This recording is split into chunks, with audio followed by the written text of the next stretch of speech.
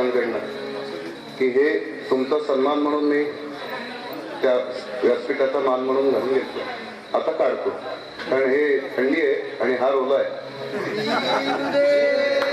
नायक राजाधिराज योगीराज श्री सद्गुरु अंतराज महाराज श्री गुरुदेव दत्ता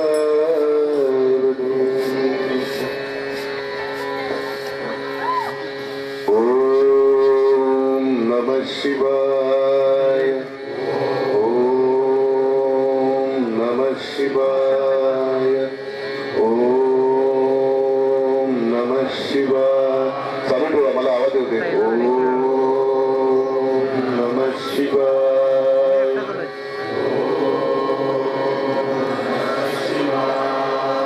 ब्रह्मानंदं परमसुखदं केवलं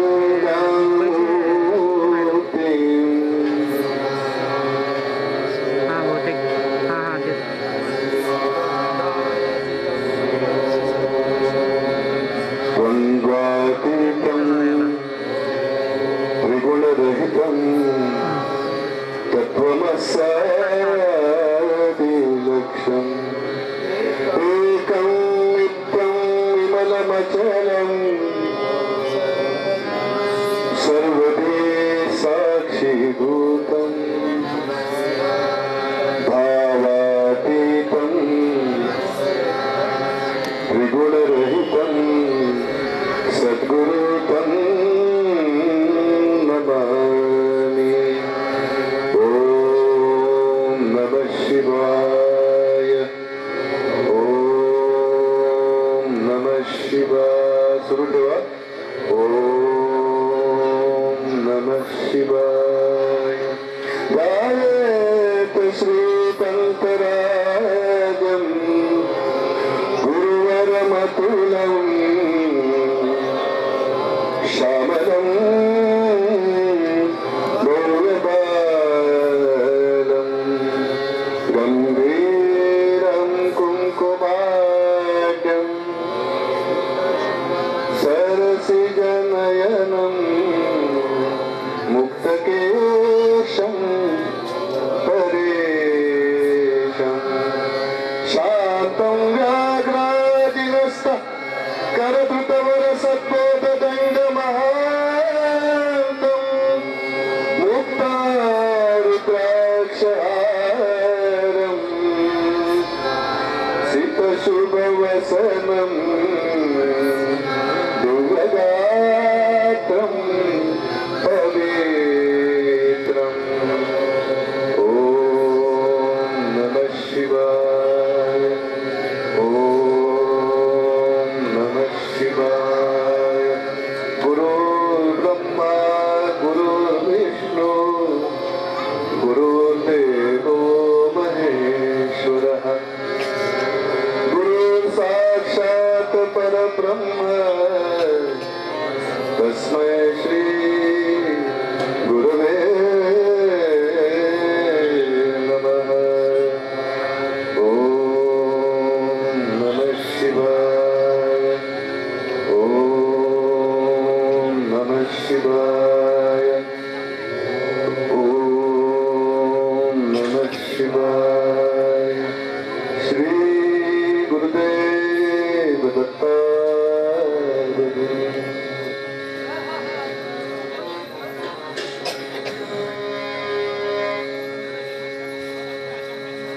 सर्वप्रथम मला इकडे बोलवल्याबद्दल बेळेवाडी ग्रामस्थ मंडळ त्यांचे सगळे धडाडीचे कार्यकर्ते आणि सगळे गुरुपुत्र गुरुकन्या यांचे मनपूर्वक आभार की त्यांनी इथे बोलवून मला आपले विचार मांडायची संधी दिली. विशेषतः ज्यांनी माझ्याशी संपर्क साधला निलेश गुरुदे आणि गणपत मिसाळ तात्या पण आले होते. या मंडळींचा आभार.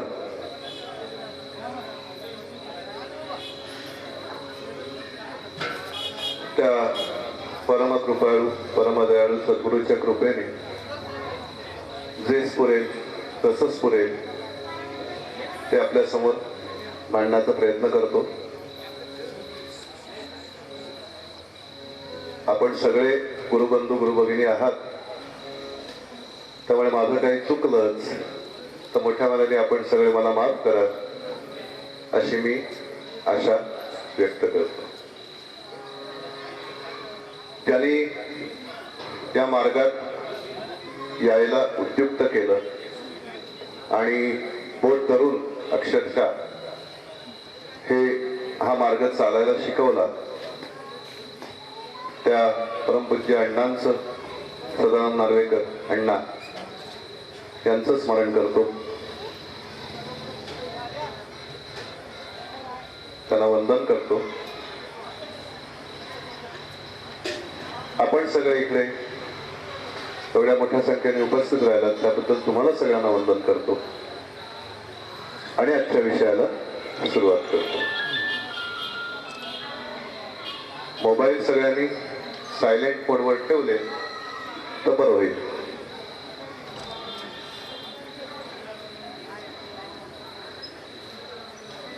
आज आम्ही 4 वाजता आलो. मला कल्पना आहे की एक तर उशीर झालेला आहे. नियोजित वेळ 7ची होती, पण ती आयत्या वेळी 8:30 करण्यात आलेली आहे. मंडळी गेले कित्येक दिवस राबतायत. उद्या पुन्हा दत्त जयंतीचा मुख्य उत्सवाचा कार्यक्रम असेल, त्यामुळे विषय लवकरात लवकर मोजका आणि नेमका असा मांडण्याचा प्रयत्न करतो. थोडस माझ्याकडनं बालबुद्धीने काही कठोर वचनं निघाली, काही कटू बोलणं झालं तर त्याबद्दल सुरुवातीलाच माफी मागतो. कारण हा विषय तसा आहे संप्रदायाचा की खरं बोलायचं झालं की मला दुखवतात आणि खोटं बोलायचं झालं की सद्गुरु बोधाची वंचना होते. त्यामुळे खोटंही बोलता येत नाही आणि खरं बोलायचं तर तुम्हाला माहिती आहे काय ते. पण ठीक आहे, आपण सगळे घरचे आहोत. आपण सगळे मिळून हे चर्चा करतोय. थोडक्यात मी बोलतोय, तुम्ही ऐकताय वगैरे असं काही नाही. कोणाला काही मध्ये सांगावं असं वाटलं तर मला सांगितलं तरी चालेल. मगाशी एका गुरुबंधूंनी मला असा प्रश्न विचारला, 700 वर्ष आपला संप्रदाय 7व्या पिढीतून आपल्याला कळला, 700 वर्षापूर्वीचा, असं त्यांचं कॅल्क्युलेशन. बरं का? मी म्हणतो आपला संप्रदाय आपल्याला कळला तो 150 वर्षापूर्वी पासून, जेव्हा पंत महाराज या संप्रदायामध्ये आले आणि त्यांनी तो दऱ्याखोऱ्यातून लपलेला हा संप्रदाय होता, नाथपंथीयांमध्ये शक्ती संप्रदाय म्हणून ओळखला जाणारा, तो त्यांनी जनमानसात आणून खुला केला. तो खुला करत असताना शक्ती संप्रदायातले काही नको असलेले आचार त्यांनी काढून टाकले, अत्यावश्यक आचार तेवढे ठेवले आणि आपला संप्रदाय हा जनमानसामध्ये, अबाल वृद्धांमध्ये, लहानातल्या लहान मुलामध्ये आणि मोठ्यातल्या मोठ्या व्यक्तीमध्ये, साध्या अशिक्षित असलेल्या एखाद्या दऱ्याखोऱ्यातून राहणाऱ्या भिल्ल जमातीसारख्या जमातीमध्ये आणि अतिशय उच्च शिक्षित अशा माणसांमध्ये सुद्धा हा संप्रदाय तितकाच प्रचलित आणि प्रिय आहे. अशी 2 टोकाची माणसं या संप्रदायामध्ये एकत्र आलेली आहेत. त्यामुळे एका माणसांचा, प्रत्येक जण आपापल्या कुवतीनुसार संप्रदायाचा अर्थ लावतो.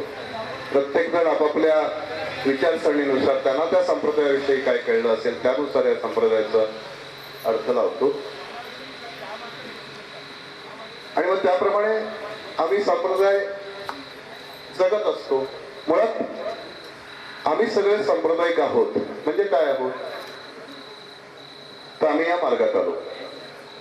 सांप्रदायिक नसतील तर इथे कोणी आणि ऐकायला प्रवचन आलेले असतील तर त्यांना माझी अशी नम्र विनंती आहे की आपण ज्या संप्रदायाचे असाल त्या संप्रदायाला हे मी जे बोलतोय ते तुम्ही लावू शकता. दुसरी गोष्ट अशी की कोणत्याही संप्रदायाचे आपण नसाल, केवळ भक्त असाल, दत्तभक्त असाल, काही असाल किंवा शंकर भक्त असाल, गणपती भक्त, कोणी असाल, तर मी ज्या ठिकाणी सद्गुरू असं म्हणेन तिथे तुम्ही आपापल्या इष्टदेवतांचं काय म्हणायचं, नामाचं प्रयोजन करून ते ऐकायला हरकत नाही. संप्रदाय या शब्दाचा अर्थ काय? मुळात सम्यक ज्ञान प्रदान करण्याची व्यवस्था असलेलं ठिकाण संप्रदाय असं त्याचा अर्थ आहे. काय? सम्यक ज्ञान. सम्यक ज्ञान म्हणजे काय? तर जे परिपूर्ण ज्ञान आहे, जे पूर्ण ज्ञान आहे, जे संपूर्ण ज्ञान आहे, ते संपूर्ण सम्यक ज्ञान प्रदान. प्रदान म्हणजे काय? तर प्रकर्षाने दान करायचं. दान करणं म्हणजे येता जाता सहज कोण दिसलं गरजू माणूस त्याला खिशातून, तसं नाही. हे प्रकर्षाने दान करण्याची गोष्ट आहे. हा बोध सगळ्यांपर्यंत पोचवायचा आहे, ही जबाबदारी माझी आहे, ह्या भावनेतून दान करायचंय, म्हणून ते प्रदान आहे. ही सगळी ज्येष्ठ श्रेष्ठ मंडळी आपल्याकडे आजपर्यंत करत आलेली आहे. श्रींनी समाधी घेतल्यानंतर त्याच्या पुढे जी ज्या मंडळींवर ही जबाबदारी आली, ही सगळी मंडळी हे आपलं आपलं काम चोख इमानीतद्वारे करत आहेत. मग तरीही संप्रदायाचं वेगळं वेगळं रूप आम्हाला पाहायला मिळतं, नाही का? संप्रदायाचं कोणी म्हणतं हा भजन संप्रदाय आहे, कोणी म्हणतं हा सोहम संप्रदाय आहे, कोणी म्हणतं हा काय म्हणूया आपण आमच्या संप्रदायामध्ये साधन नाही, कोणी म्हणतं पंथाचं नाव घेतलं की पुरे, कोणी म्हणतं पंताने आम्हाला सांगितलंय काहीही करायची गरज नाही, तू जसा आहेस तसा माझा आहेस. बरोबर ना? माझं बोध आहे तसे. मग तू जसा माझा आहेस तसा माझा आहेस, तू सगळं तन्मन एकदा माझ्या पायी अर्पण केलंस की आता तुझी काही जबाबदारी उरली नाही. तुला साधन करायला नको, तुला भजन करायला नको, तुला डोळे मिटून बसायला नको, तुला माझ्याकडे परत यायचीही गरज नाही. महाराजांनी असं सांगितलं एका ठिकाणी, अनुग्रह केला तुला मी आत्ता या क्षणी मोकळा केला, तुला पुन्हा माझं तोंड पण बघायची गरज नाही. मी तुला तुझ्याकडे काही वेगळं दिलेलं नाही, तुझं जे होतं स्वरूप तेच तुझं तुला दाखवलं. मी तुला काही नव्याने साधन केलेलं नाही. महाराजांनी अगदी असं छान छान छान सगळीकडे लिहून ठेवलंय. पण हे कोणाकरता लिहिलंय? कोणाकरता लिहिलंय? काय? पिंडे पिंडे मतीर भिन्ना. तसं प्रत्येक व्यक्तीमध्ये मुळात भक्तीचे 3 प्रकार, कर्म, भक्ती आणि ज्ञान. राजयोगाविषयी आपण आज नको बोलूया, बरं का? त्या 3 प्रकारचे भक्त समाजामध्ये सगळीकडे विखुरलेले आहेत. कोणी कर्मप्रधान असतं, कोणी भक्तिप्रधान असतं, कोणी ज्ञानप्रधान असतं. मी बोलतोय थोडं अवघड होतंय किंवा असं फार जड वगैरे विषय होतोय असं काय वाटत असेल तर मला वेळ सांगा, आपण वेगळा विचार बोलू. पण थोडस कुठेतरी संप्रदायाविषयी ही सगळी माहिती आपल्याला असायला हवी, म्हणून मी थोडस बोलतो. आता मी कर्मप्रधान आहे का मी भक्तिप्रधान आहे का मी ज्ञानप्रधान आहे, हे ठरवायचं कोणी आणि कसं, नाही का? प्रत्येक व्यक्तीमध्ये एक तर ती व्यक्ती कर्मप्रधान तरी असते किंवा भक्तिप्रधान तरी असते किंवा ज्ञानप्रधान तरी असते. मग आता हे ठरवायचं कसं, मी कोण आहे? साधं सोपं उदाहरण, संतांच्या कथा ऐकल्या, संतांचा बोध ऐकला, संतांविषयी एखादं वचन ऐकलं, सद्गुरूचं एखादं भजन ऐकलं, पंथाचं नुसतं नाव ऐकलं की डोळ्यातून घळा घळा घळा घळा पाणी व्हायला लागणारे गुरुबंधू भगिनी आहेत. त्याच्याशी एकरूप होणारे, त्याच्या भावनेत जाणारे, तसे त्यांचे अष्टसात्विक भाव सतत जागृत होत असतात. ही भक्तिप्रधान माणसं. मला साधन केलं पाहिजे, मला नाम घेतलं पाहिजे, मला ध्यान केलं पाहिजे, मला अभ्यास केला पाहिजे, मी पंथाच्या आरतीला रोज न चुकता संध्याकाळी 7 वाजता हजर राहतो, मला हे या उत्सवाची ही जबाबदारी माझ्यावर आहे, मला हे केलंच पाहिजे, मी केलं नाही तर ते होणार नाही, अशी त्यांच्या मनाची धारणा असते. ही सगळी कर्मप्रधान माणसं. आलं लक्षात? आणि ज्ञानप्रधान माणसं कोण? तर ज्ञानेश्वरांसारखी माऊलींसारखी. त्यांना काय, त्यांना आयुष्यात काही करायची गरज उरलेली नाही. त्यांनी केली, साधना केली. महाराज ज्ञानेश्वर निवृत्ती नात्याने असा अंगठा लावला. नाना कळलं का रे? नाना म्हणाला हो कळलं. एका सेकंदात सगळं होतं नव्हतं तेवढं त्या अंगठ्याच्या एका स्पर्शामध्ये. विवेकानंदांना जसा पायाचा अंगठा लावला रामकृष्णाने बेंबीजवळ, ही ज्ञानप्रधान माणसं. आता मला वाटतं इथे बसलेल्या माझ्या सकट सगळ्यांची खात्री असेल की आपण ज्ञानप्रधान नाही. कोणी असेल तर आनंद इथून नमस्कार करा, पण आम्ही नाही ज्ञानप्रधान. मग आम्हाला काहीतरी करायला पाहिजे की नको? भक्ती करायची म्हणजे काय करायचं, काहीतरी करायला पाहिजे. आम्ही आज 2 आरत्या घेतल्या इथे झेंड्याच्या वेळेला, नाही का? पहिली घेतली ती प्रेमाची आरती, बरोबर ना? प्रेमाची आरती गुरुसी, ते आम्ही आतमध्ये घेतली. त्याच्यात नाही भिन्न स्थिती आत्मस्वरूपी दत्त देखीला नाही भिन्न स्थिती, अशी ओळ आहे ना. आणि नंतर इथे घेतली पंचारती, किंवा पंचारती इथे घेतली आणि प्रेमाची इथे घेतली, जी काय असेल पंचारती ओवाळ. त्याच्यातली शेवटची ओळ काय?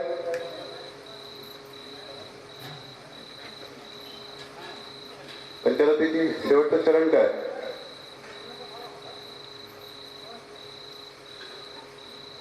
देह ताट करून पहिलं, जीवशिव माया कुठे दुसरं, निज रंगी रंगवणी बाणाली खुणा दत्ता. कोणाला असेल गाथा तर जरा काढून मला तिसरं चरण सांगा. पण मुद्दा काय त्याच्यामध्ये शेवटचं वर्णन हेच आहे की स्वरूपी मिळण्याचं वर्णन आहे. निज रंगी रंगोनी स्वरूपी मिळू. हा आठवत, निज रंगी रंगोनी स्वरूपी मिळू पंचारती ओवाळू. महाराजांचं कोणतंही पद उघडा, महाराजांचं कोणतंही पद उघडा, त्या प्रत्येक पदामध्ये महाराजांनी कायम स्वरूपाशी सामरस्य मिळवणे या एका विषयावर सतत जोर दिलेला आहे. कुठे ना कुठे त्याचा संदर्भ जाऊन स्वरूपाशी मिळण्यासारखं. मग आता हे स्वरूपाशी कसं मिळायचं हा प्रश्न आमच्यापैकी सगळ्यांना पडला पाहिजे ना. खऱ्या अर्थाने आम्ही पद गातो, खूप छान गातो, सुरात गातो, तालात गातो, भजन करतो, दणदणीत. पण त्या पदाच्या अर्थापर्यंत पोचणं, पदाच्या गाभापर्यंत पोचणं, हे सगळं आम्ही करायला हवं. कारण हे जर आम्ही केलं नाही तर नुसतं ते भजन वरवरच होईल ना. महाराजांना अपेक्षित काय आहे आमच्याकडनं? महाराजांना केवळ आमचं भजन अपेक्षित नाहीये. महाराजांना तू माझ्या स्वरूपामध्ये समरस होऊन जा, मला एकरूप होऊन जा, हे अपेक्षित आहे, नाही का? कुठे ते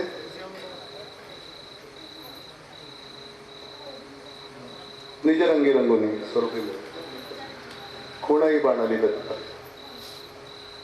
मग हे जे स्वरूपाचं सामरस्य आहे हे परमार्थ मार्गात येण्याचं सगळ्यात पहिलं आणि शेवटचं असं आमचं सगळ्यांचं कर्तव्य आहे. हे आमच्यापैकी बऱ्याच जणांना कदाचित माहीतही नसेल, कारण आजपर्यंत आम्हाला हे कोणी सांगितलेलंही नसेल. आम्ही परमार्थात कशाला येतो?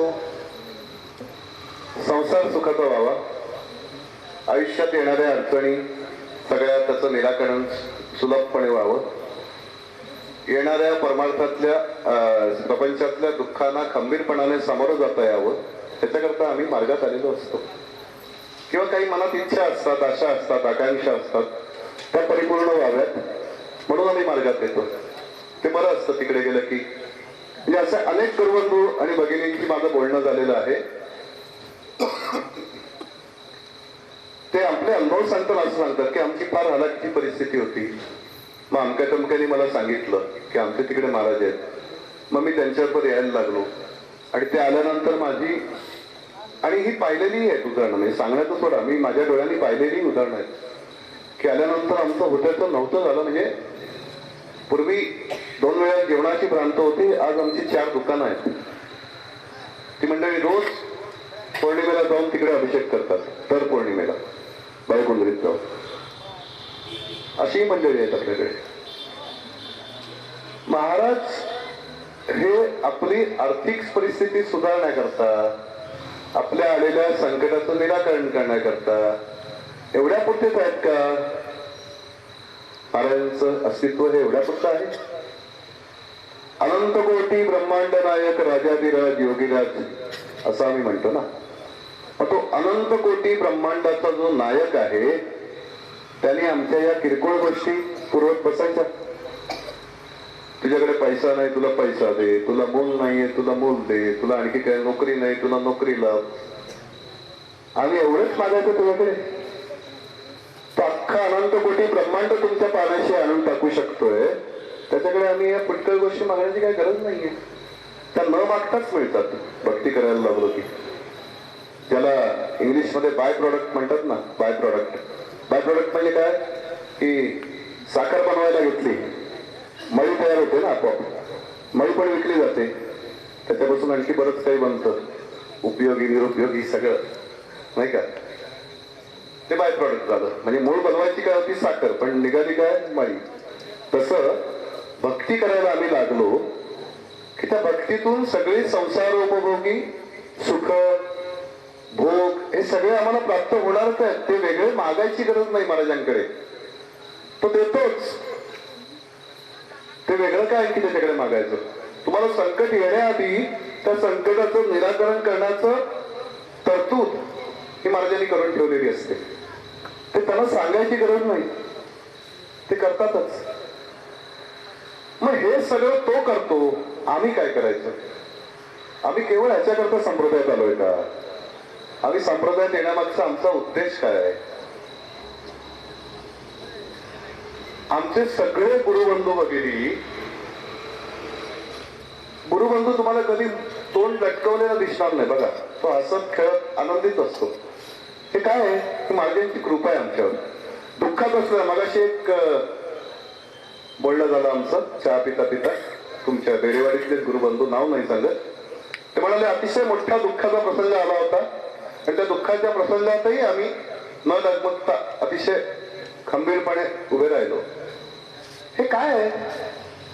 हे आमचं कर्तृत्व नाहीये, की त्या महाराजीची देणगी. माझे स्वतःचे वडील गेले, आणखी एका गुरुबंधूचे वडील गेले. आम्ही दोघे आत्ता त्या विषयावर चक्रा मारत बोलत होतो. वडील गेले तर दुःख होणं स्वाभाविक आहे ना. दुःख मलाही झालं होतं, पण माझ्या डोळ्यातून एक टिपूसभर पाणी बाहेर पडलं नाही. त्याचंही तेच झालं. तो मला पण असा अनुभव आला.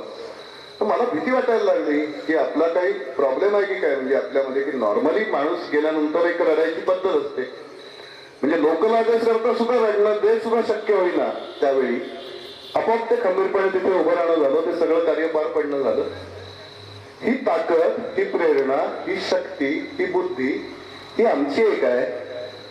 आम्ही जर आधी अनुग्रहाच्या आधीचे आम्ही जर असं आपल्याकडे स्वतःकडे वळून पाहिलं तर साध्याशा एवढ्याशा संकटाने ढेपाळून जाणारे आम्ही एवढ्या मोठ्या प्रसंगामध्ये आम्ही असे खंबीरपणे उभं राहू शकतो. ही ताकद कोणाची आहे? ती महाराजांची ताकद आहे.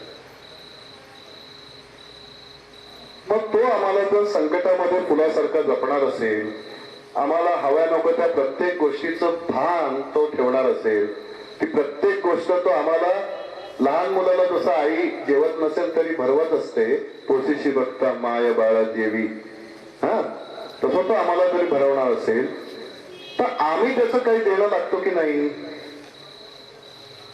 आणि मग आम्ही त्याचं देणं जर लागत असू तर आम्ही त्याला काय द्यावं?